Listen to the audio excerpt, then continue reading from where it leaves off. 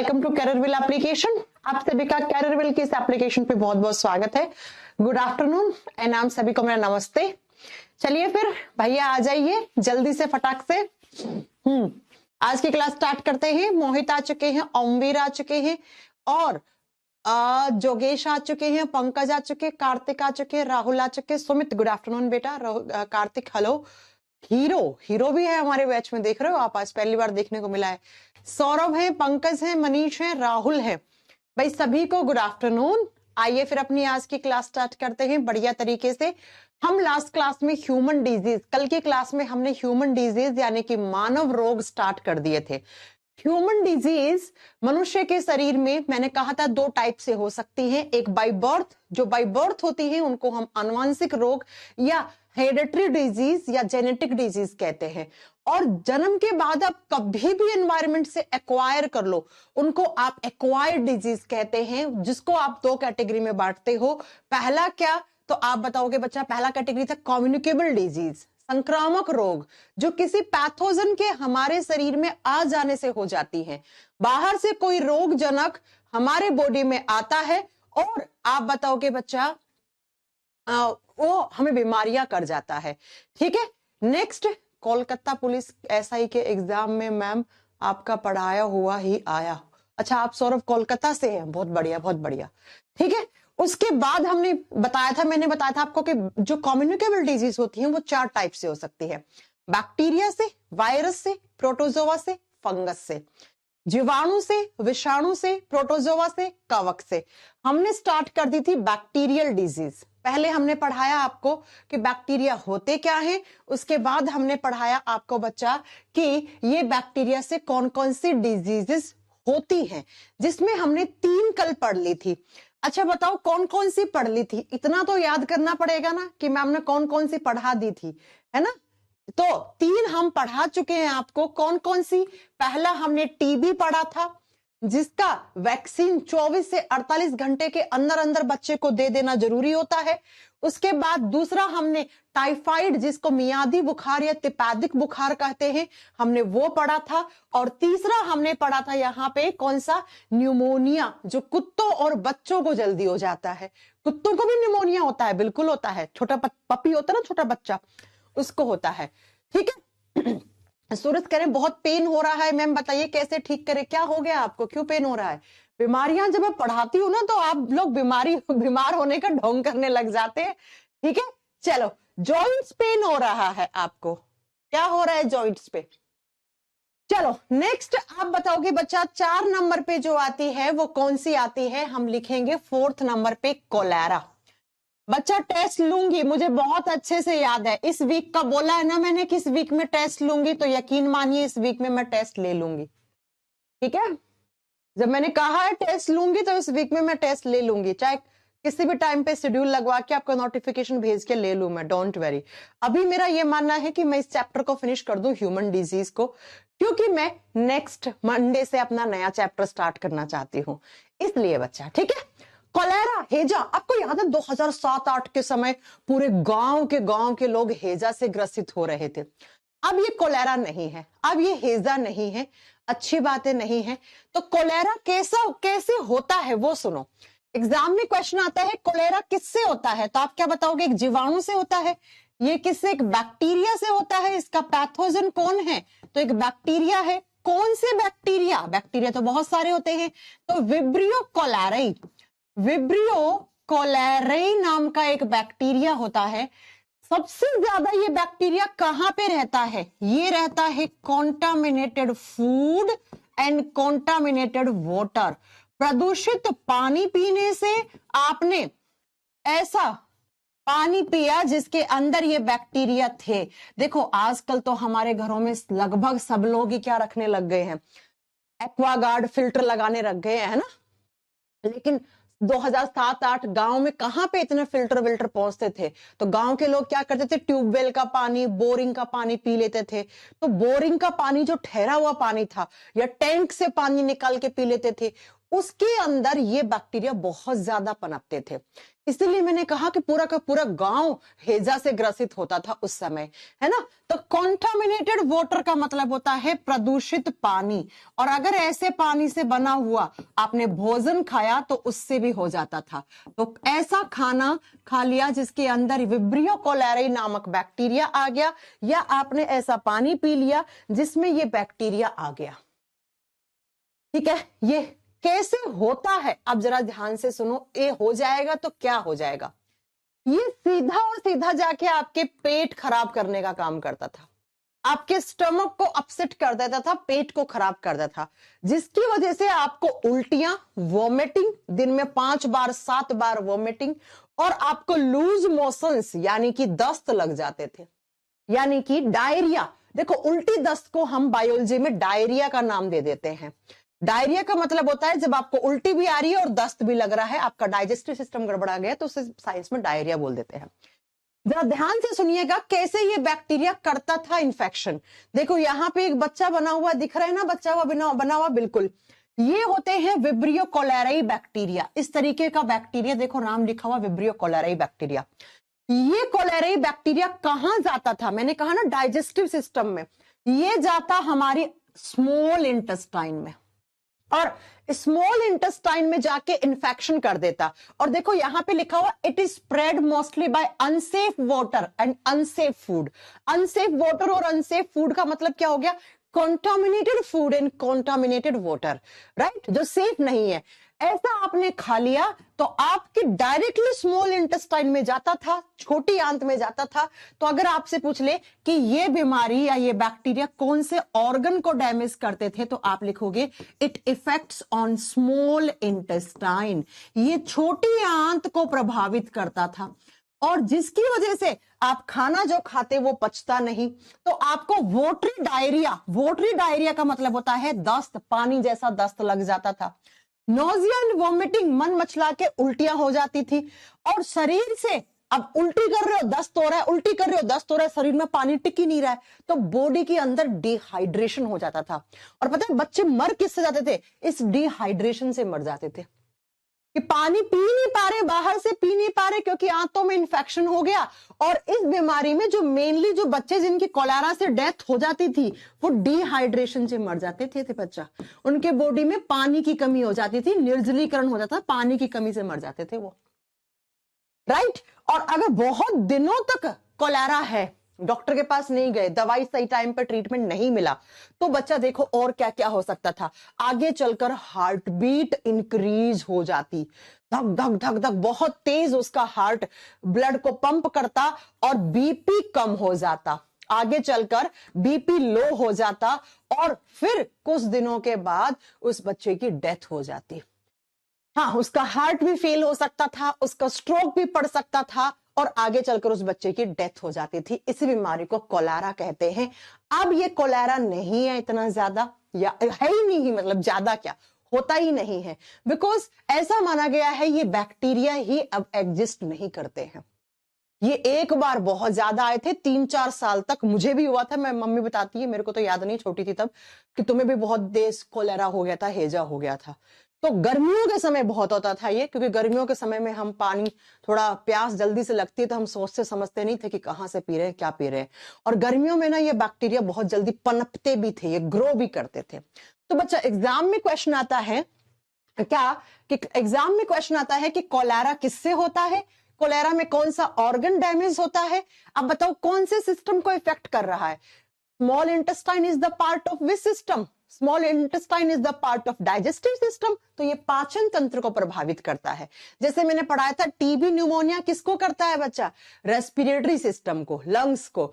ऐसे ही cholera and typhoid किसको, digestive system को। 4 पढ़ ली हमने, 5वीं लिख लो आप, प्लेग, जिसका वेक्टर चूहा होता है, प्लेग।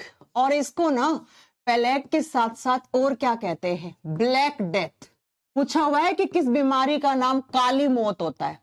ब्लैक डेथ क्यों बोलते हैं, क्योंकि हाथ पांव काले पड़ जाते थे। दिखाऊं कैसे, इसको काली मौत भी कहा गया है। ये देखो बच्चा, ऐसे कहीं पे होगा फोटो, ये देखो, ये देख रहे हो पांव कैसे काले पड़ गए। ये देख रहे हो हाथ के नाखून कैसे हो गए, इसी को प्लेग कहा गया है, इसी को प्लेग। ये इंडिया में अभी इतनी नहीं है, लेकिन याद रखिएगा साउथ अफ्रीका साइड आज भी ये कुछ बीमारियां होती हैं जो एग्जिस्ट करती हैं, हमारे इंडिया में नहीं है। सिम्टम्स नहीं आते हैं सुमित एग्जाम में इतने, कोई स्पेसिफिक सिम्टम होता है जो मैं लिखवा रही हूं वो आपको याद रखना है। प्लेग किसकी वजह से होता है, इसका पैथोजन कौन है, तो याद रखिएगा ये भी एक बैक्टीरिया से ही होता है। इसको भी रोग को जन्म कौन देता है, एक बैक्टीरिया, कौन सा, यर्सीनिया पेस्टिस, यर्सीनिया पेस्टिस नाम का, यर्सीनिया पेस्टिस नाम का एक बैक्टीरिया होता है। अब ये बैक्टीरिया सबसे पहले किसमें आता था, तो ये आता था चूहे में। तो इसका वेक्टर एग्जाम में आता है, पूछता है चूहे से कौन सी बीमारी होती है, या चूहे किस बीमारी का वेक्टर होते हैं। देखो या तो क्वेश्चन पूछेगा ऐसे या पूछेगा ऐसे, तो आपको तो दोनों तरीके से याद रखना है। तो चूहा के अंदर ये बैक्टीरिया आ गए, फिर उस चूहे ने आपका खाने को जूठा कर दिया, आपके पानी को जूठा कर दिया, कोई आपके कपड़े वपड़े पे लग गया, या आप सो रहे थे आपको काट गया। बहुत बार होता है चूहा काट जाता है, कान काट जाता है, अपने गाँव में सुना होगा। आपका खाना आपने ढक के नहीं रखा खाने को, उस खाने को चूहा जूठा कर गया, तो उस खाने से, उस कपड़े से, या आपको कहीं पे काट गया, तो बच्चा क्या हो जाता है, तो आपके बॉडी में भी ये बैक्टीरिया आ जाते हैं। देखो यहाँ पे कैसे ट्रांसमिट होता है, साफ साफ लिखा हुआ है कि रैट, अच्छा रैट लिखोगे या माउस लिखोगे आप, जैसा रैट माउस दोनों लिख लेना। रैट कैरीज प्लेग बैक्टीरिया, जो चूहे होते हैं उनके अंदर प्लेग वाले बैक्टीरिया होते हैं, ठीक है। उसके बाद इस चूहे को किसी मक्खी वक्खी ने काट लिया, फ्ली ड्रिंक्स रैट्स ब्लड, यानी कि कोई मक्खी वक्खी अपने घर में जो घरेलू मक्खी होती है ना, जो गर्मियों में आती है बहुत ज्यादा, उसने मान लो इसको काट लिया, है ना, तो मक्खी में आ जाएगा, ये बैक्टीरिया मक्खी में आ जाएगा। अब मक्खी कैसे ना कैसे करके हमारे कांटेक्ट में आ गई, हमारे खाने पे, हमारे फल फलों पे, सब्जियों पे बैठ गई कहीं से, तो हमारे बॉडी में आ जाएगा, और हम क्या हो जाएंगे, हम इन्फेक्टेड हो जाएंगे। हम क्या हो जाएंगे, इन्फेक्टेड हो जाएंगे प्लेग से। अब जैसे ही हम इन्फेक्टेड होंगे तो हमें होगा क्या, तो बच्चा सुनो ध्यान से, इस तरीके के हमारे स्किन पे अल्सर से पड़ेंगे, इनको ब्यूबो कहा जाता है। पता है इस तरीके से स्किन के ऊपर काले कलर का धब्बा, मैं काला बना नहीं सकती ना, ब्लैक स्पॉट पड़ जाएगा, और इस स्पॉट को ब्यूबो कहा जाता है। ब्यूबो, ब्यूबो हिंदी में कोई नाम नहीं है, काला धब्बा, इसको काला धब्बा भी कहते हैं। तो प्राइमरी स्टेज पे तो छोटा मोटा होता है, फिर आगे चलकर ये इतना फैल जाता है कि देखो बच्चा ऐसी कंडीशन हो जाती है, ऐसी आपकी स्किन काली पड़ जाएगी, आपके बॉडी में ऑक्सीजन का लेवल डिक्रीज हो जाएगा, खून की कमी हो जाएगी, और आप हार्ट अटैक से या आपका हार्ट फेल होकर आप मर जाओगे। ठीक है, तो एग्जाम में क्वेश्चन आता है कि काली मौत किस बीमारी को कहा गया है, या चूहा किस बीमारी का वेक्टर है, या प्लेग किससे होता है, या पूछेगा कौन सी बीमारी में हाथ पांव या स्किन ऐसे काली हो जाती है एकदम और इंसान मर जाता है, या पूछेगा आपसे कि ब्यूबो या ब्यूबोनिक सिम्टम किस बीमारी का होता है। देखो ऐसे ब्यूबो बनेगा ऐसे, फिर वो काला पड़ने लग जाता है धीरे धीरे, इसीलिए हम बोलते हैं कि इस बीमारी में ब्यूबो बन जाते हैं। क्या बन जाते हैं, ब्यूबो बन जाते हैं। ठीक है, ऐसे एक और फोटो लिखा है, देख लो, इस चूहे के अंदर ये बैक्टीरिया थे, ये मक्खी कैसे भी इसके कांटेक्ट में आ गई, इस मक्खी से हम लोगों में हो जाएगा इस तरीके से यर्सीनिया पेस्टिस का इंफेक्शन। यर्सीनिया पेस्टिस का मतलब होता है प्लेग करने वाले बैक्टीरिया। तो यहां पर जो मेन याद रखनी थी, पहला क्वेश्चन, दूसरा देखो माउस या रैट, ठीक है, दूसरा क्वेश्चन, तीसरा क्वेश्चन, चौथा क्वेश्चन, 5 क्वेश्चन, बस 5 क्वेश्चन बनेंगे इससे। मैंने कहा हमारे कंट्री में ये बहुत रेयर डिजीज है, लेकिन साउथ अफ्रीकन साइड अभी भी ये बीमारियां एग्जिस्ट करती हैं। ठीक है, चलो कार्तिक कह रहे हैं मैम हर बात पे अब डेथ की बात मत करा करो। अच्छा मैं ऐसे बोलती हूँ आपकी डेथ हो जाएगी, इसका मतलब होता है हम सबकी अगर हमें होगी बीमारी तो। अच्छा आगे से नहीं बोलेंगे हम, ठीक है, आगे से नहीं बोलेंगे। 6 नंबर पे 5 होगी, टोटल 10 पढ़नी थी ना हमें। 6 नंबर पे लिखो टिटनस। चलो टिटनस के बारे में सबने सुना है, अगर आपको लोहे से हाथ कट जाता है, किसी मेटल से लग जाती है, आपको चाकू से हाथ कट गया, ब्लेड से हाथ कट गया, रेजर से कट गया, तो आप भाग के डॉक्टर के पास जाते हो, कहते डॉक्टर टिटनस का इंजेक्शन लगा दो। कहते हो ना ये बात, ऐसा क्यों कहते हो? कटने पे ही आपका हाथ चोट लग जाती है लोहे वोहे से या किसी धातु से कट जाता है, तो आप भाग के डॉक्टर के पास टेटनस का इंजेक्शन क्यों लगवाते हो? कभी सोचा है ऐसा? चलिए हम बताते हैं। सबसे पहला, टिटनस जो है ना वो बच्चा किससे होता है, इसका पैथोजन कौन है? तो एक बैक्टीरिया ही होगा। इसको कौन जन्म देता है इस बीमारी को? इस बीमारी को जन्म देने वाला भी एक बैक्टीरिया है। कौन सा? Clostridium tetani. लिखिएगा, क्लोस्ट्रोडियम टिटानी। क्लोस्ट्रोडियम टिटानी इस नाम का बैक्टीरिया होता है। अब आपको पता है ये बैक्टीरिया कहां रहता है? ये किसी मेटल के ऊपर चिपका हुआ होता है। जैसे मैंने कहा ना, हमारे घर में कोई इसकी लोहे की कोई जगह रखी, लोहे की कील रखी थी, वो चुभ गई, उस कील के ऊपर ये बैक्टीरिया हो सकता है। ये बैक्टीरिया मिट्टी में रहता है, सबसे ज्यादा ये मिट्टी में रहता है। इसके अलावा ये कोई मेटल वैटल कोई धातु की वस्तुएं होती हैं, जैसे चाकू, जैसे ब्लेड हो गया, जैसे रेजर हो गया, इन सब के ऊपर ये लगा हुआ होता है।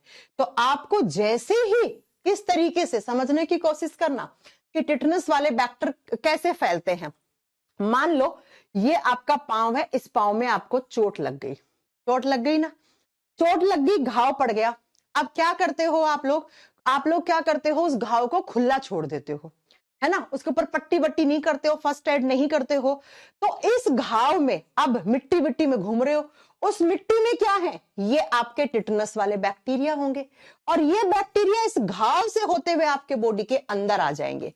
इसीलिए हम कहते हैं कि जब कभी भी आपको कहीं पे चोट वोट लगे ना, तो उसको पट्टी से कवर कर लो, है ना, उसे खुला मत छोड़ो, क्योंकि अगर आप खुला छोड़ दोगे ना तो उस घाव से क्या होगा, आपके बॉडी में ये बैक्टीरिया एंटर कर जाएंगे। तो याद रखिएगा, जब कहीं पर भी कोई वुंड पड़ता है ना, वुंड का मतलब होता है घाव, कोई चोट लगी, लोहे की कील से चोट लग गई, उस कील के ऊपर बैक्टीरिया लगे हुए थे, या सिंपली आपको चोट लग गई, आपने उसको कवर नहीं करा, कवर नहीं करोगे, मिट्टी मिट्टी में ये बैक्टीरिया रहते हैं, और इस घाव से क्या करेंगे, ये बैक्टीरिया एंटर कर जाएंगे आपके बॉडी में, आपके शरीर में ये एंटर कर जाएंगे।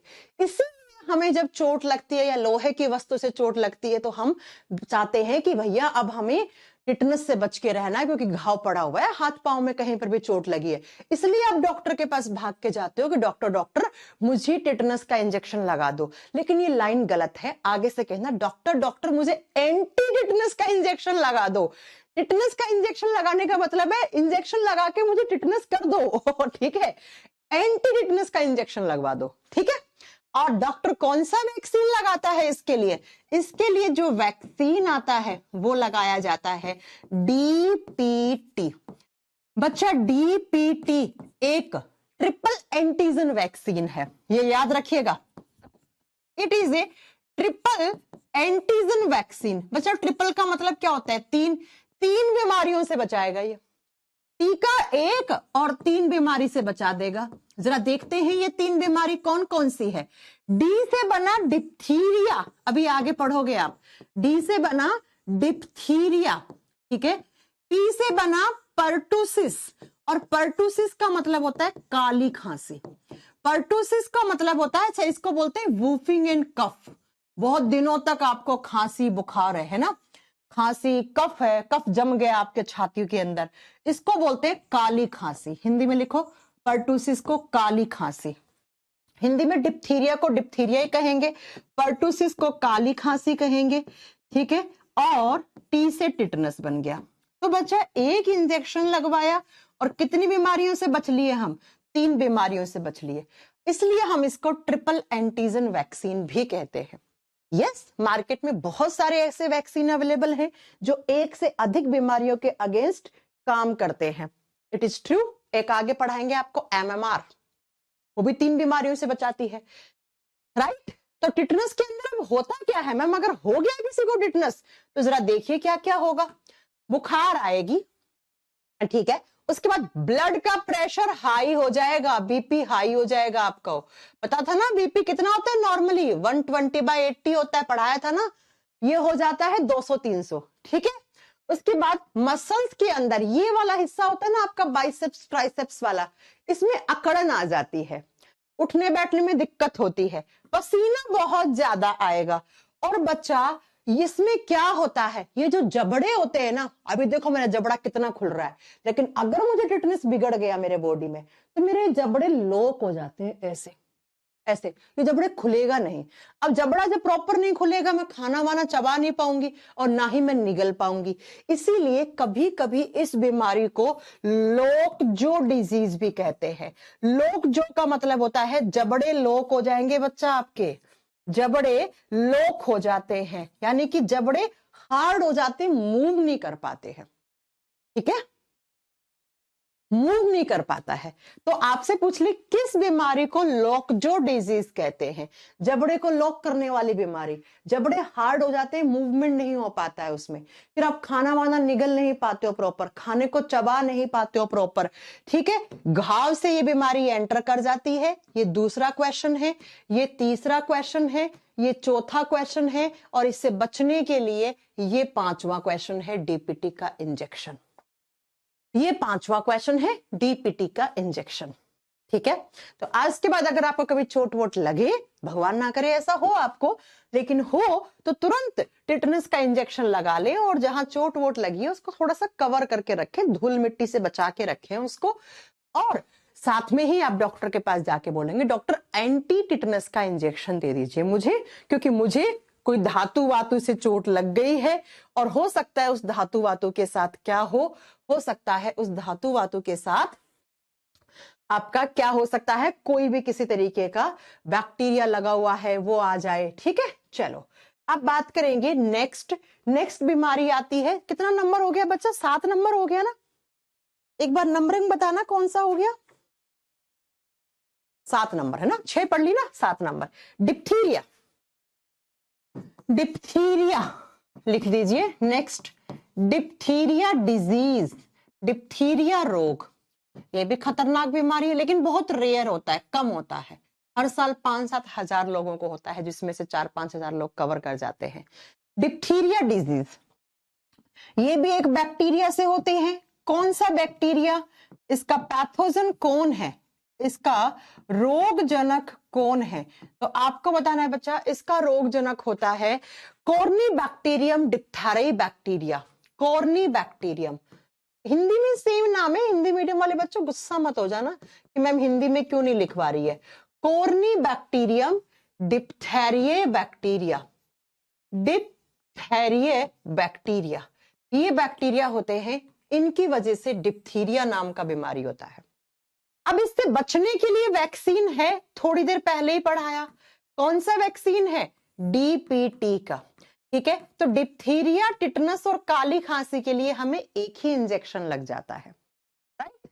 तो याद रखिएगा, इसीलिए बहुत रेयर है, क्योंकि आपने एंटी टिटनस का इंजेक्शन लगाया तो ऑटोमेटिकली डिप्थीरिया का लग गया, तो हमें डिप्थीरिया होने के चांसेस ना के बराबर हो जाते हैं। अब बात करते हैं कि ये डिप्थीरिया कैसे फैलता है। ठीक है, कि डिप्थीरिया फैलता कैसे और उसमें होता क्या है।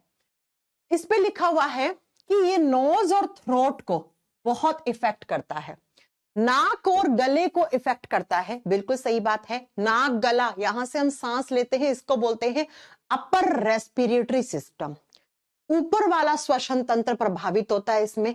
गले में क्या हो जाता है? सूजन आ जाती है, आंखें लाल हो जाती हैं, नाक से पानी गिरना शुरू हो जाता है, और आपकी जो मुंह में आपकी क्या होती है, लार बनाने वाली ग्रंथियां होती हैं, उन सब में स्वेलिंग आ जाती है। और बच्चा कैसे फैलता है? देखो, ये एक ड्रॉपलेट इन्फेक्शन है, यानी कि अगर आपने किसी ऐसे इंसान के साथ बैठ गए, उठ गए, जिसका जूठा खा लिया, उसके कपड़े पहन लिए या उसके आसपास रह लिए आप, जिसको पहले से डिप्थीरिया था, तो उसने छींक दिया, खांस दिया, तो आपको हो सकता है। It is a droplet infection. Droplet infection का मतलब होता है बच्चा, पर्सन टू पर्सन, एक इंसान से दूसरे इंसान में जाएगा।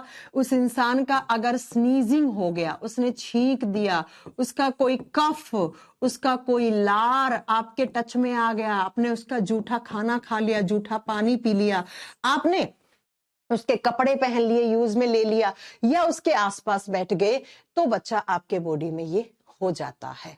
तब ये हो जाता है। तो it is a droplet infection. अब क्या होगा इसमें, तो मैंने कह दिया, एक तो नोज और थ्रोट, नाक और गले में इन्फेक्शन होता है, आंखें लाल हो जाती हैं, रेड आईज हो जाती हैं, नाक से डिस्चार्ज निकलने लग जाता है, नेजल डिस्चार्ज यानी कि नाक से पानी गिरना शुरू हो जाएगा, और नेक ग्लैंड्स दैट आर स्वोलन, यानी कि हमारे मुंह के अंदर कौन सी ग्रंथियां होती हैं, हमारे मुंह में सलाइवरी ग्लैंड्स होती हैं, वो क्या होती हैं, लारीय ग्रंथियां सूज जाती हैं, लारीय ग्रंथियों में स्वेलिंग आ जाती है, सूजन आ जाती है, राइट। और जब बात करते हैं बच्चा कि कैसा, ऐसा हो जाता है गला डिप्थीरिया में, देख रहे हो यहां पे इस तरीके से ये टॉन्सिल्स फूल के और उनमें पस पड़ के और आपका ये हिस्सा पूरा पस से भर जाता है। लेकिन ये सबसे लास्ट वाली स्टेज है, ये सबसे लास्ट वाली स्टेज है डिप्थीरिया की। इतनी स्टेज बहुत ही रेयर आती है, बहुत ही कम लोगों में आती है। क्यों? क्योंकि हम लोग इसका इंजेक्शन लेके रखे हैं। नीरज बेटा, जो साइंस स्पेशल 24 में पढ़ा रहे हैं वही हम 25 में पढ़ाएंगे, अलग थोड़ी ना पढ़ाएंगे। बच्चे नए आ जाते हैं, साइंस नई थोड़ी बन जाएगी बेटा, है ना। जिन बच्चों को नया बैच परचेज करना है वो साइंस स्पेशल 25 में आएंगे। आप लोगों को काय को परचेज करना है, आप लोग पढ़ तो रहे हैं, आपके बैच में एडमिशन बंद हो गए तभी तो वो लोग फड़फड़ा रहे हैं, है ना। ठीक है, तो ये होता है आपके डिप्थीरिया में इस तरीके से। और मैं बता देती हूं कि डिप्थीरिया बहुत ही रेयर है, वो इसलिए कि बच्चा अब नहीं है ना इतना ज्यादा, इंजेक्शन लगवा लेते हैं पहले से ही। तो आपको याद ये रखना है और एक ये याद रख लेना, और इसके बैक्टीरिया का नाम, और इसके लिए भी वही टीका है। कौन सा टीका है? डीपीटी का टीका है, डीपीटी का टीका है, राइट। नेक्स्ट 8 नंबर पे लिखो लेप्रोसी। बहुत खतरनाक बीमारी यार। पिछली साल देखी थी राजस्थान में गायों को लेप्रोसी हो रहा था, लंप डिजीज सुना था। वो लंप डिजीज ही हम लोगों में पहले होती थी, उसी को लेप्रोसी कहते थे। पिछली साल की बात है, पिछली साल की बात है, राजस्थान में हजारों गाय माता की डेथ हो गई थी आपकी क्या कहते हैं ये लेप्रोसी से। लेप्रोसी ही थी, ऐसी थी, ठीक है। कुष्ठ रोग, इस बीमारी का एक नाम और भी है, इस बीमारी को हैंसन्स डिजीज भी कहते हैं। क्या कहते हैं हम? Hansen's disease. अच्छा, हैंसन्स डिजीज क्यों कहते हैं? हैंसन नाम के साइंटिस्ट ने इसके बैक्टीरिया की खोज की थी, इसलिए हम इनको हैंसन रोग भी कहते हैं। तो आपसे एग्जाम में पूछ लेना किस बीमारी का नाम हैंसन रोग होता है, तो आप बताना वो यही होता है, राइट। नेक्स्ट जब बात करते हैं इसके पैथोजन की, कि कौन से बैक्टीरिया से लेप्रोसी होता है, इसका रोग जनक कौन है? माइकोबैक्टीरियम लेप्राई बैक्टीरिया, MTB बोलते हैं उसको, ठीक है। Mycobacterium leprae bacteria, leprae bacteria India में नहीं है, खुश हो जाओ, लेकिन साउथ अफ्रीका साइड आज भी है ये बीमारी। इसमें क्या होता है भैया? बहुत गंदी बीमारी है, कुष्ठ रोग। सुना था अपने हिस्ट्री में पढ़ा ना, गांधी जी के समय कुष्ठ रोग बहुत ज्यादा हो गया था, तो गांधी जी ने एक ऑइंटमेंट बनाया था, एक लेप, एक घोल बनाया था इसके लिए, है ना, सुना होगा आपने शायद। ये क्या होता है? ये एक टाइप का स्किन इन्फेक्शन होता है बच्चा, स्किन इन्फेक्शन होता है, उंगलियां सड़ जाती हैं, गल जाती हैं, उंगलियां काटनी पड़ जाती हैं ताकि आगे ना फैले। अगर इतने हाथ में हो जाता था ना तो डॉक्टर इतना हाथ काट देता था ताकि इधर के हाथ में इन्फेक्शन ना जाए। और ये कैसे? तो बेटा it is a highly communicable disease. Highly communicable का मतलब होता है अत्यधिक संक्रामक रोग। भैया एक इंसान को है आज और उससे जितने इंसान मिले ना सबको कर देगा वो, ठीक है। इसलिए मैंने लिखा है it is a highly communicable disease. उस इंसान से हाथ मिला लिया, उसका जूठा खाना खा लिया, उसका छींकना खांसने से कैसे भी आपके मुंह पे क्या गिर गया, लार वार गिर गया, तो आपको हो जाएगा। क्या होता है देख लो भैया, देख रहे हो सामने, सामने देख रहे हो, दिखने में अजीब सा लग रहा होगा, अटपटा लग रहा होगा, लेकिन क्या करें बेटा, एग्जाम में आता है तो दिखाना भी पड़ेगा और पढ़ाना भी पड़ेगा, है ना। एग्जाम में आता है तो दिखाना भी पड़ेगा, पढ़ाना भी पड़ेगा। राइट। इस तरीके से स्किन ऐसी हो जाती है सड़ने। और ये सेम गाय के अंदर आई थी पिछले साल ही आई थी, 1.5-2 साल पहले आई थी। राजस्थान और यूपी की में बहुत गाय मर गई थी, बहुत इस बीमारी से, जिसको हमने लंपी डिजीज कहा था। गाय में ऐसे गांठ सी बनती थी, फिर फूट जाती थी उस गांठ से, उससे खून निकलता था, गाय की डेथ हो जाती थी। सेम बीमारी हम लोगों में पहले होती थी, जिसको हमने लैप्रोसी बोला, जिसको हमने कुष्ठ रोग बोला। ऐसे बड़ी सी एक गांठ होती, कहीं पे भी हो सकती थी, फेस, कान, नाक, हाथ, कहीं पर भी, दोनों उंगलियों के बीच में, यहां होगी, कहीं भी होगी। फिर वो फूटती और फूटने से उसके ब्लीडिंग होती, खून निकलता। राइट। तो इसी के अंदर याद रखना, light coloured spot on the skin, पहले ऐसे स्पॉट पड़ते, फिर वो फूटता और आपकी मांसपेशियां कमजोर हो जाती। हाथ पांव में नमनेस का मतलब होता है सूनापन, हाथ पांव सूने पड़ जाते थे इसके अंदर। मैंने कहा ना कि इतनी खतरनाक थी कि अगर एक हाथ में हुई ना तो उसको बच्चा डॉक्टर काट देता था। क्यों काट देता था?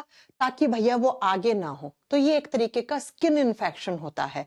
और फिर इसके लिए मास लेवल पे वैक्सीनेशन का प्रोग्राम रखा गया। इसके लिए ये वैक्सीन अलग से, इसका नाम या फुल फॉर्म आपको याद नहीं रखना है। ये वैक्सीन आती थी मार्केट में, नाम है ये, जैसे फाइजर, कोविड के लिए आई थी ना फाइजर, कोविशील्ड, कोवैक्सीन, वैसे ये एक नाम है LEPF1।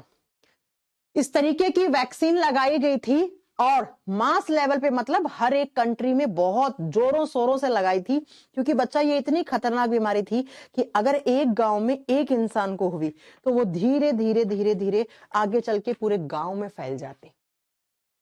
और सेम बीमारी मैंने कहा ना लौट के आई थी गाय में, जो पिछले साल आई थी। ठीक है, तो ये 8 नंबर की बीमारी थी। अब 9 नंबर पे लिख लो नेक्स्ट। 9 नंबर पे आता है सिफिलिस रोग, सिफिलिस सिफिलिस रोग। हाँ बच्चा, मैं YouTube पे प्रैक्टिस करवाने का आज से मैंने अपने YouTube पे मैंने आज से एक सीरीज स्टार्ट की है, जिसको तिरंगा सीरीज का नाम दिया है मैंने। और उसमें मैं प्रैक्टिस करवाती हूँ क्वेश्चंस की, चैप्टर वाइज। आपको सर्कुलेटरी सिस्टम पढ़ा दिया ना, आप लोग भी आ जाना उसको देखने। देखो मैं आपको चलो क्लास के लास्ट में बात करेंगे, पहले पढ़ ले। सिफिलिस डिजीज, इसमें याद रखने वाली बात क्या है?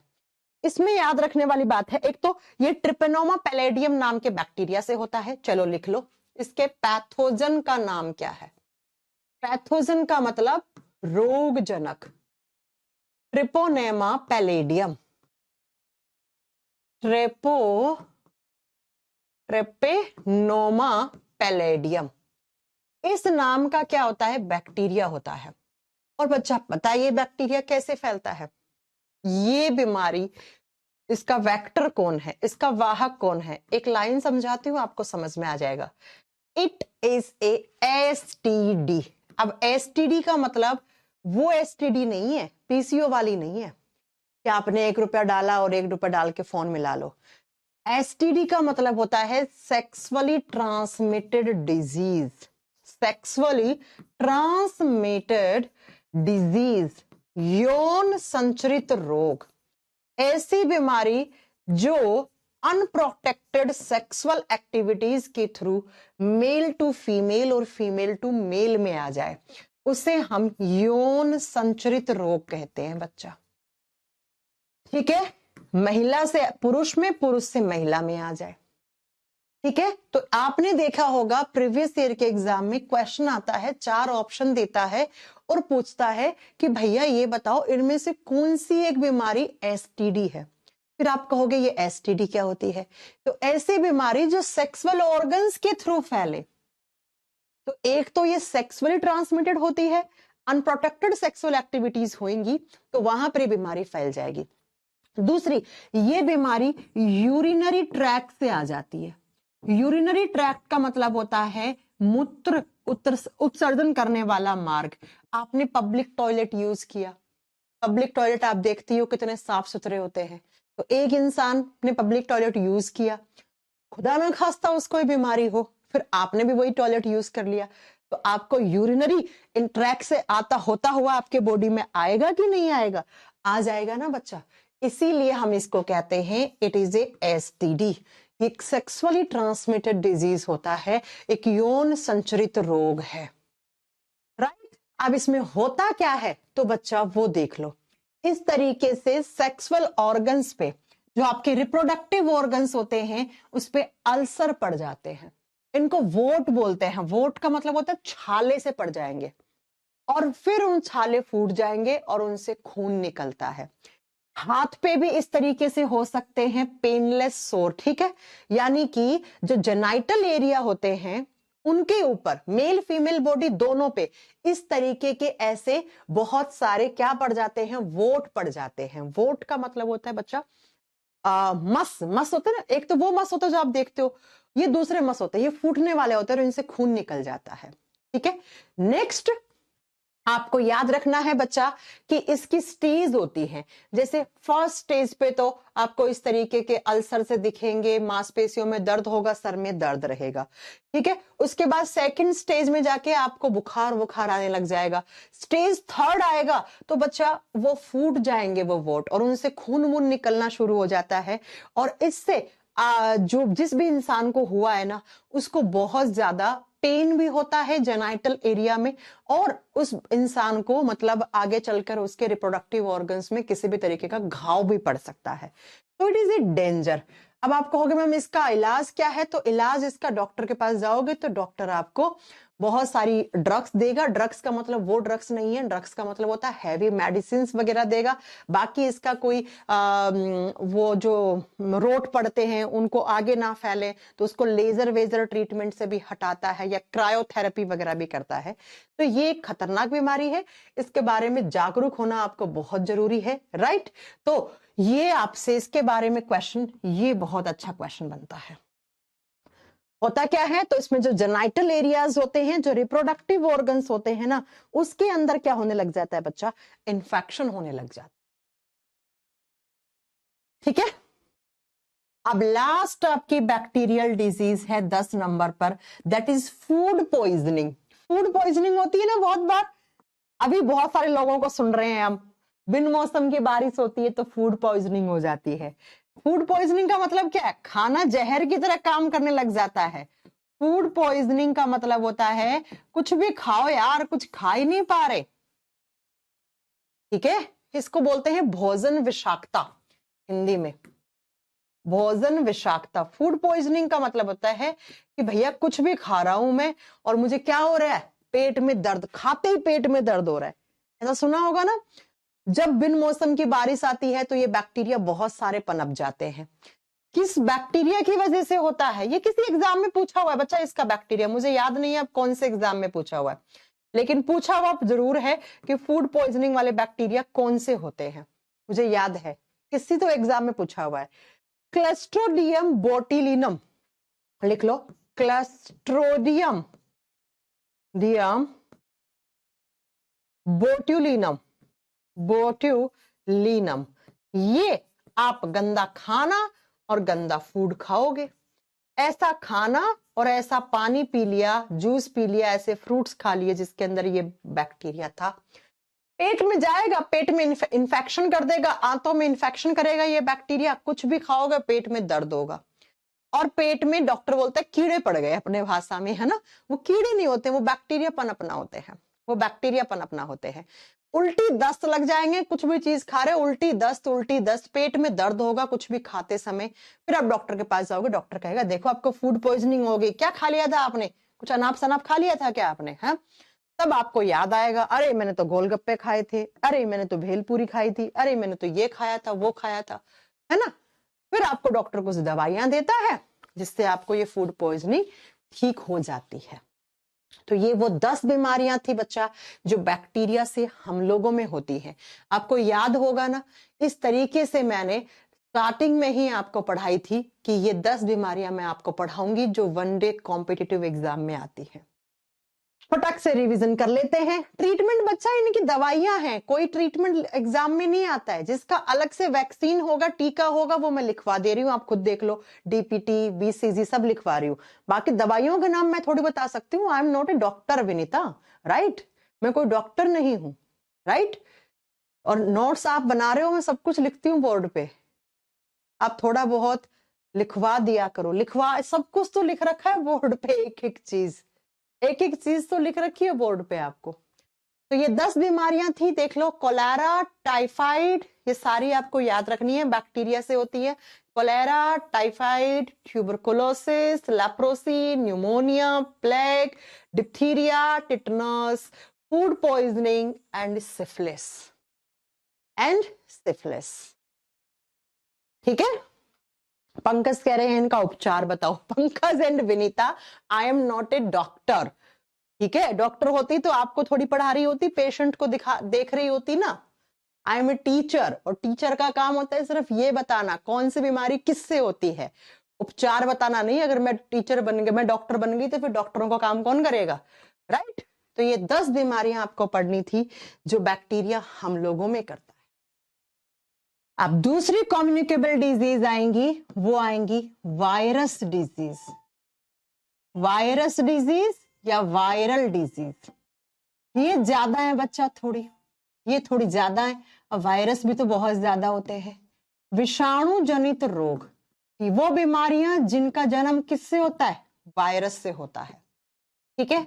अब जरा मुझे ये बताओ वायरस होते क्या है, कितनी सारी बातें आप वायरस के बारे में जानते हो, पहले मुझे ये बताओ। पहले ये तो पता होना चाहिए ना वायरस होते क्या है, फिर वायरस से होने वाली बीमारियां पढ़ोगे ना आप। हाय हाय हाय वाली, हाय। अभी आई दीदी, ठीक है, अभी आ रही है 10 मिनट्स में। वायरस क्या होते हैं अगर आपसे कोई पूछे तो, ठीक है। देखो बच्चा, लेप्रोसी का कोई वेक्टर, जो बीमारी स्किन से होती है ना, उसका वेक्टर तो हवा है, उसके आसपास आप बैठ गए, है ना, समझ रहे हो आप। भाई अगर मुझे लेप्रोसी हो गया, मेरे टच में आ गए, आपने हाथ मिला लिया मेरे से, मेरा हाथ का बना हुआ खाना पीना खा लिया, तो हो जाएगा, सिंपल सी बात है। चलो सुनो वायरस क्या होते हैं, हम आपको पढ़ाते हैं, फिर उसके बाद बात करेंगे आगे वायरस की बीमारियों के बारे में। वायरस होते क्या है, वायरस की जब बात करते हैं तो ये एसेल्यूलर होते हैं। एसेल्यूलर का मतलब क्या होता है, अकोशिकीय, यानी कि मैम इनके अंदर सेल नहीं होती। मैंने पढ़ाया था इंट्रोडक्शन में कि वायरस के अंदर किसी भी प्रकार की कोई कोशिका नहीं होती है, ये एसेल्यूलर ऑर्गेनिजम्स होते हैं। ये भी माइक्रोब्स होते हैं। माइक्रोब्स का मतलब होता है ये भी सूक्ष्म जीव होते हैं। सूक्ष्म जीव का मतलब होता है ये भी इतने छोटे होते हैं कि इनको देखने के लिए इलेक्ट्रॉन माइक्रोस्कोप चाहिए, है ना। वायरस की बात करते हैं तो वायरस बच्चा जब तक किसी होस्ट सेल में नहीं आते हैं तो ये नॉन लिविंग की भांति काम करते हैं। नॉन लिविंग का मतलब है कि ऐसे ही पड़ा, ये निर्जीव है। जैसे ही इसको कोई होस्ट सेल मिल गई, होस्ट सेल को हिंदी में कहते हैं पोषिता। पोषिता क्या होता है बेटा, पोषिता का मतलब है इसको कोई ह्यूमन बॉडी मिल गया, हमारा शरीर मिल गया, इसको कोई प्लांट मिल गया, इसको कोई बैक्टीरिया मिल गया, इसको कोई सांप बिच्छू कुछ भी मिल गया, उसके बॉडी में गया और जाके वहां पर क्या करता है, ये लिविंग की तरह बिहेव करना शुरू कर देता है, एक सजीव की तरह बिहेव करना शुरू कर देता है। होस्ट सेल का मतलब होता है बच्चा कोई भी बॉडी जिसके अंदर जाके इन्फेक्शन कर रहा है। मेरे बॉडी में आ गया तो मैं होस्ट सेल हूं उसके लिए, किसी सांप में आ गया, सांप उसके लिए होस्ट सेल है। तो कहने का मतलब है कि जो वायरस होते हैं वो जब तक एनवायरनमेंट में पड़े हैं, किसी होस्ट सेल में नहीं आए थे, तब तक वो नॉन लिविंग है। जैसे ही किसी होस्ट सेल में आए वो लिविंग की तरह बिहेव करना शुरू कर देते हैं। इसीलिए हम वायरस को नॉन लिविंग और लिविंग या लिविंग नॉन लिविंग के बीच का कनेक्टिंग लिंक कहते हैं। हम वायरस को क्या कहते हैं, कनेक्टिंग लिंक कहते हैं, योजक कड़ी कहते हैं। वो कड़ी जो किसको किससे जोड़ती है, सजीव को निर्जीव से या निर्जीव को सजीव से जोड़ती है, राइट। तो एग्जाम में क्वेश्चन ये भी आता है। अब बच्चा इसमें सेल नहीं है, याद रखना एग्जाम में आ जाए कौन सा एक ऑर्गेनिज्म है जिसके अंदर सेल नहीं है लेकिन वो बॉडी में आके लिविंग की तरह बिहेव करता है, दैट इज वायरस। जब वायरस के बारे में आप स्टडी करते हो तो एक ब्रांच बन जाती है जिसको वायरोलॉजी कहा जाता है। वायरोलॉजी साइंस की एक अलग से ब्रांच है जिसके अंदर आप सिर्फ वायरस के बारे में पढ़ते हो और किसी चीज के बारे में पढ़ते ही नहीं हो। अगर पूछे आपसे कि वायरस की खोज किसने की थी, जैसे बैक्टीरिया की पढ़ाई थी ना लास्ट क्लास में, वैसे वायरस की खोज किसने की थी? इवानोव्स्की ने। इवानोव्स्की ने, ये वो महान साइंटिस्ट हैं जिन्होंने वायरस की डिस्कवरी की थी। अच्छा, पता है इन्होंने पहला कौन सा वायरस खोजा था? इन्होंने खोजा था टीएमवी। टीएमवी की फुल फॉर्म थी tobacco mosaic virus. Tobacco mosaic virus. तंबाकू का जो पेड़ होता है ना, उसमें इन्फेक्शन कर रहा था ये, उसमें इन्फेक्शन कर रहा था ये, यहां पे खोजा गया। ठीक है, सबसे पहले हिंदी में बोलते हैं तंबाकू मोज़ेक वायरस। तंबाकू मोज़ेक विषाणु, ये हिंदी में इसका फुल फॉर्म होता है। तो इवानोव्स्की ने सबसे पहले वायरस को खोजा। कौन सा वायरस? तो आप बताओगे बच्चा, टोबैको मोज़ेक वायरस। अच्छा, तुम लोगों को लगता होगा वायरस सिर्फ हमें नुकसान पहुंचाते हैं, नहीं, प्लांट में बीमारियां करते हैं वायरस। टीएमवी, पीएमवी, प्लमपॉक्स वायरस आपने सुना होगा, प्लांट्स में हो जाता है। तो ये किसी को नहीं छोड़ते, वायरस किसी के सगे नहीं होते। वायरस कभी अच्छे हो ही नहीं सकते। कोई सुना है कोई वायरस अच्छा है? बैक्टीरिया अच्छे हो सकते हैं, मैंने बताया। वायरस कभी अच्छे नहीं हो सकते हैं क्योंकि वायरस किसी को नहीं छोड़ते। सांप, बिच्छू, मकड़ी, प्लांट, हम लोग सब में बीमारियां कर देंगे, इसलिए वायरस कभी भी अच्छे नहीं हो सकते हैं। और बैक्टीरिया फिर भी हम मान लेते हैं कि थोड़े बहुत अच्छे होते हैं। अब आप मेरे से पूछो कि मैम वायरस किसके बने हुए होते हैं? देखो, मैंने कहा वायरस में कोई सेल नहीं होती, यानी कि इसके अंदर सेल नहीं है। ठीक है, सेल नहीं है, फिर भी आपने इसको लिविंग बोला। क्यों बोला? अगर आपसे कोई पूछ ले तो, कि वायरस लिविंग सेल है नहीं, फिर भी आपने इसको लिविंग बोल दिया। क्यों बोला? क्योंकि वायरस में बच्चा दो चीजें होती हैं। वायरस किसका बना हुआ होता है? जब भी आप किसी वायरस का डायग्राम बनाते हो तो कुछ ऐसा सा डायग्राम बनता है। ठीक है, तो पंकज जी आप फिर ना पढ़ लीजिए, एक काम कीजिए, है ना, फिर आप पढ़ लीजिए, एक काम कीजिए, आपको बैच में आना ही नहीं चाहिए था ना, चलो मैं आपको यहां से ब्लॉक करवा देती हूं। राइट, ओके, ठीक है पंकज जी, आपको मैं इस बैच से ब्लॉक करवा देती हूँ, कोई इश्यू नहीं है बेटा। राइट, चलो अब सुनो, वायरस दो चीजों के बने हुए होते हैं। किसके? वायरस का जो सबसे बाहर वाला ये जो कोट होता है, इसको बोलते हैं कोट। कोट का मतलब होता है आवरण, आवरण। और ये आवरण क्या कहलाता है? ये कहलाता है कैप्सिड। इसको कैप्सिड कहा जाता है, कैप्सिड। और ये जो कैप्सिड होता है ना बच्चा, ये हमेशा प्रोटीन से बनी हुई स्ट्रक्चर होती है। आपको याद है जब कोरोना वायरस नया नया आया था तो लोगों ने कहा था कोरोना एक वायरस है, उसके ऊपर इस तरीके से कीले से निकली हुई है ना, कीले निकली हुई है, स्पाइंस निकली हुई है। और ये स्पाइंस किसकी बनी हुई थी? ये स्पाइंस प्रोटीन की बनी हुई थी। ठीक है, याद है ना, समझ में आया? तो कोई भी वायरस, सिर्फ कोरोना वायरस की बात नहीं कर रही हूं मैं, कोई भी वायरस हो, इसका जो ऊपर वाला कोट होता है ना, ये हमेशा प्रोटीन का बना हुआ होता है। और इसी प्रोटीन की हेल्प से वो सेल्स के अंदर घुस जाते हैं। इसी प्रोटीन की हेल्प से वो किसी भी सेल के अंदर घुस जाते हैं। जैसे कोरोना वायरस अगर मेरे बॉडी में आया होगा ना, तो वो किसकी वजह से? वो अपने इसी प्रोटीन की वजह से मेरी सेल्स के अंदर घुस गए। ऐसे हमारी कोई सेल है, इस सेल के ऊपर रिसेप्टर लगे हुए होते हैं, और इस यहां पे आएगा इस वायरस का ये प्रोटीन, और ये आके ऐसे घुस जाएगा, ये आके ऐसे घुस जाएगा। और वायरस के अंदर क्या होता है? अंदर होता है उसका जेनेटिक मटेरियल, जिसको हम न्यूक्लिक एसिड कहते हैं, जिसको हम न्यूक्लिक एसिड कहते हैं, जिसको हम न्यूक्लिक अम्ल कहते हैं। अब ये न्यूक्लिक एसिड दो टाइप का होता है, आइदर डीएनए और आरएनए, आइदर डीएनए और आरएनए। कुछ वायरस ऐसे होंगे जिनमें न्यूक्लिक एसिड डीएनए होगा, और कुछ ऐसे वायरस होंगे जिसमें आरएनए होगा। दोनों एक साथ नहीं आ सकते किसी वायरस में। कुछ ऐसे वायरस जिनमें डीएनए होगा, कुछ ऐसे वायरस जिनमें आरएनए होगा। ठीक है,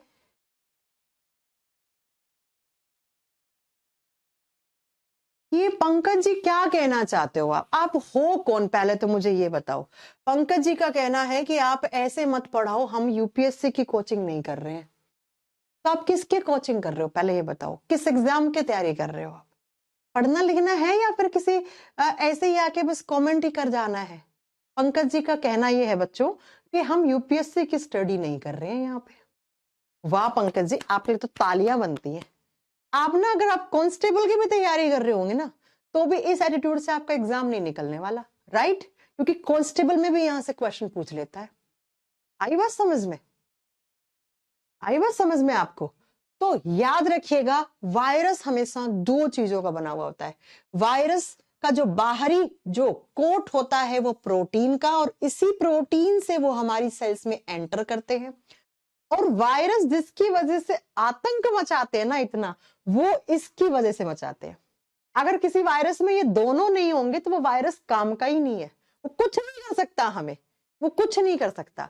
तो कुछ ऐसे वायरस होते हैं जिनके अंदर डीएनए होता है, कुछ ऐसे होते हैं जिनके अंदर आरएनए होता है।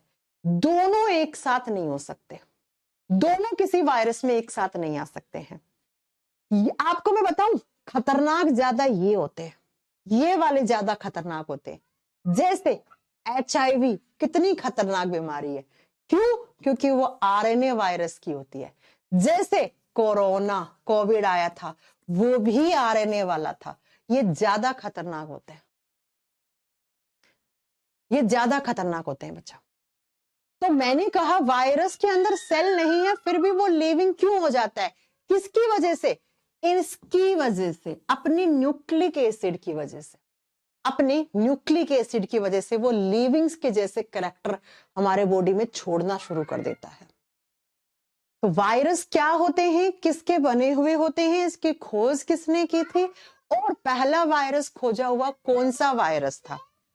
इतनी बात आपको समझ में आ गई। अब हम बात करेंगे वायरस कितने, अभी अभी आ रही मैं, आप चलो वानी। वायरस कितने टाइप के होते हैं? वायरस कितने टाइप के होते हैं? वायरस को हम बोलते हैं, जो वायरस हम लोगों में बीमारी करते हैं, जो वायरस हम लोगों में बीमारी करते हैं उसको कहते हैं ह्यूमन वायरस। ह्यूमन वायरस नाम से क्लियर है भाई, ऐसे वायरस जो हम लोगों में बीमारियां करें। ठीक है, और दूसरा, ऐसे वायरस जो प्लांट में बीमारियां करें उनको हम प्लांट वायरस कहते हैं। अब जो तीसरा आता है ना बच्चा, इसके बारे में शायद आपने नहीं सुना हो। तीसरे को कहते हैं बैक्टीरियोफेज वायरस। बैक्टीरियोफेज वायरस, देखो बैक्टीरियो का मतलब होता है बैक्टीरिया, जीवाणु, और फेज का मतलब होता है किल करना। ऐसे वायरस जो बैक्टीरिया के अंदर जाते हैं और उसको मार देते हैं, जो बैक्टीरिया के अंदर जाते हैं और उसको मार देते हैं।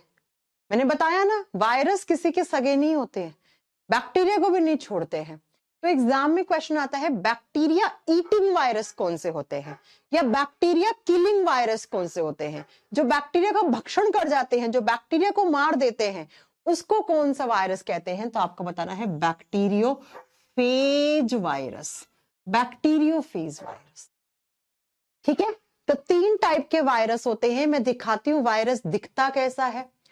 एक कॉमन वायरस को जब भी आप बनाते हो तो कुछ इस टाइप का होता है, कुछ इस टाइप का होता है वायरस। देखो ये इसका कैप्सिड है, देख लो ये प्रोटीन का बना हुआ है, और ये इसके अंदर इसका जेनेटिक मटेरियल पड़ा है। या तो इसमें डीएनए होगा या आरएनए होगा, या तो इसमें डीएनए होगा या आरएनए होगा। इस तरीके से वायरस, ये आपका एक बैक्टीरियोफेज वायरस है जो बैक्टीरिया को किल कर देता है, वो बैक्टीरियोफेज वायरस है। ये कोरोना वायरस की फोटो है बच्चा। कोरोना वायरस कुछ ऐसा था, ये देखो ना, स्पाइन्स लगे हुए, कांटे लगे हुए, इसी की हेल्प से ये हमारी सेल्स में ऐसे घुस जाते थे, है ना। ये बैक्टीरियोफेज वायरस है एक। समझ में आ गई मेरी बात? तो हम अब कल की क्लास में पढ़ेंगे कि ह्यूमन वायरस कौन कौन से होते हैं, कौन कौन से में बीमारियां करते हैं। प्लांट वायरस मैं यहाँ पे 2-3 नाम बताऊंगी, लेकिन उसके बाद हम जब बॉटनी पढ़ेंगे तो वहां पढ़ेंगे और इसके बारे में कल थोड़ी बात करेंगे। फिर हम वायरस डिजीज पढ़ेंगे, ठीक है।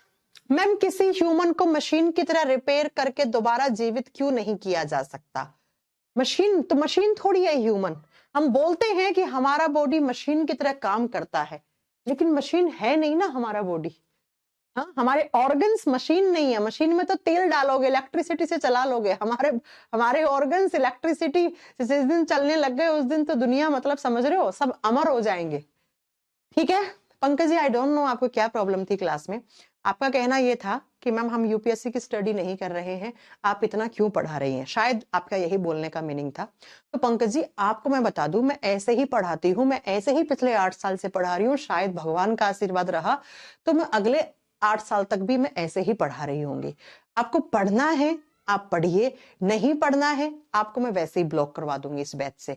राइट, आपका नंबर मैंने नोट कर लिया है, आपका नाम मैंने नोट कर लिया है ना। तो आपको नहीं पढ़ना है। मैं उन बच्चों को पढ़ाने के लिए आती हूँ जो बच्चे सीरियस कैंडिडेट हैं, जो अपने जिस भी एग्जाम की तैयारी कर रहे हैं उसके अंदर अपना 100% देना चाहते हैं। मैं उनके लिए आती हूँ, मैं आप जैसे बच्चों के लिए पढ़ाने के लिए नहीं आती हूँ यहाँ पे, ठीक है। मैं उनको पढ़ाती हूँ और यही लेवल मैं आज से 8 साल पहले पढ़ा रही थी, यही मैं अब पढ़ा रही हूँ। और जहां मुझे लगता है ज्यादा डीप में जाना चाहिए वहां पे मैं वैसे ही पढ़ाती हूँ। आपके कहने से, आप जैसे 4-5 बच्चों के कहने से मैं अपना तरीका नहीं बदलने वाली हूँ। मैं वो टीचर नहीं हूँ कि पीपीटी लाके यहाँ पे पढ़ा के 4 लाइन अंडरलाइन करके निकल जाऊं, बच्चे खुश, पीपीटी दे दूं, बच्चे कहें वाह क्या टीचर है, क्या मस्त पीपीटी मिली, कलरफुल, है ना। ये आप स्कूल में नहीं हो आप, है ना, ठीक है।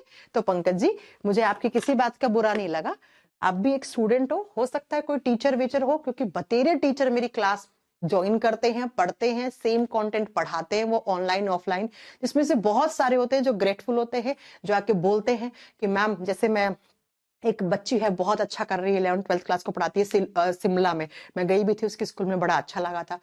ऐसे बहुत सारे बच्चे हैं, बहुत सारे टीचर्स हैं जो बैच परचेज करके पढ़ते हैं, फिर पढ़ाते भी हैं।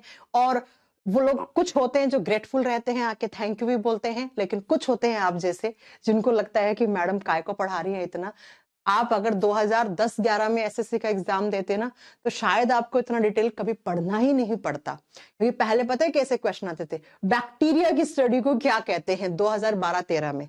लेकिन आज कंपटीशन पता है ना कहाँ है, यहाँ एक नंबर से, एक नंबर छोड़ो 0.35 मार्क्स से एक बच्चा बाहर हो गया था। कल ही मेरे पास फोन आया था, 4 एग्जाम यूपी SSC, न जाने कौन कौन सा, तुर्कवेश्वर नाम है उस बच्चे का। तो मैं उन बच्चों के लिए, आप जैसे बच्चों के लिए नहीं आती हूँ यहाँ पे पढ़ाना, ठीक है। कोई बात नहीं, अब आप सॉरी बोलो, ये बोलो, वो बोलो, आपके कहने का क्या मतलब था, कैसे मतलब था, आई डोंट नो, ठीक है। लेकिन मैं आपको इस बैच से, आप पहले स्टूडेंट है और मैं उम्मीद करती हूँ कि आखिरी भी रहे, कि आपको मैं इसके बाद कोई बच्चा मुझसे ये ना बोल पाए, ठीक है। ओके चलो, ठीक है बच्चा, फिर कल मिलते हैं। कल हम वायरस डिजीज कंप्लीट तो नहीं कर पाएंगे क्योंकि वायरस थोड़ी ज्यादा होती है डिजीज, और तो कुछ कुछ बड़ी होती है, जैसे HIV एड्स, बड़ा एक क्लास लगेगा उसको पढ़ाने में, है ना। तो HIV एड्स का तो मैं एक अलग से ही वीडियो बना के आपको पढ़ाऊंगी, लेकिन 2 क्लास लगेंगी वायरस को पढ़ने में। फिर एक क्लास में फंगस और प्रोटोजोआ वाली कर लेंगे, और फिर एक क्लास में जेनेटिक डिजीज, फिर थोड़ा कैंसर, इनके वीडियो मैं आपके डालूंगी बना के, ठीक है, इनके बना बना के डालूंगी वीडियोस। चलो मिलते हैं बच्चा कल, thank you so much, bye bye, take